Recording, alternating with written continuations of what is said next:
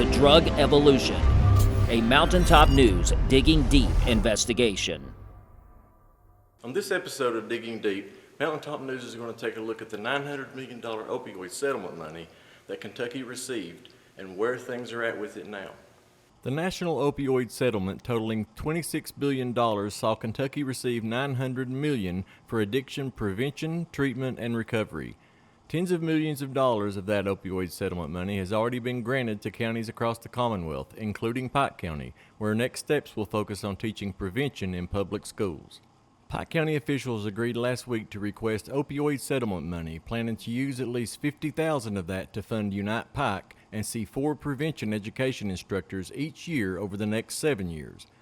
Pike County Judge Executive Ray Jones says Unite prevention instructors just make the best sense for facing the addiction epidemic.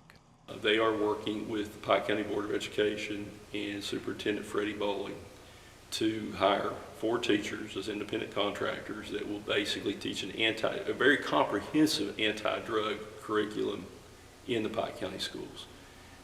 We know there's no question that it's a lot easier to keep a kid off drugs than it is to try to help someone who has become addicted to opioids or some other type of illegal drug or prescription drug for that matter. Take the halls this holiday season with a brand new device from Appalachian Wireless. Celebrate with a new iPhone 14, 128 gig for a penny with the unlimited. Or mix and match plan with a standard 2-year agreement. So take the halls because we are you. We are Appalachian Wireless. The plan for this recent use of the funds is to provide the Pike Public School System with an evidence-based drug prevention curriculum and additional programming. The classes will cover as many grades as possible for the 2025 school year, with priority given to grades 6 through 8 and then other grades based on need. But Jones said there are some limits to what the opioid settlement money can be used for. One of the things about the opioid settlement money is it can't be used for law enforcement. It's essentially dedicated to recovery and prevention.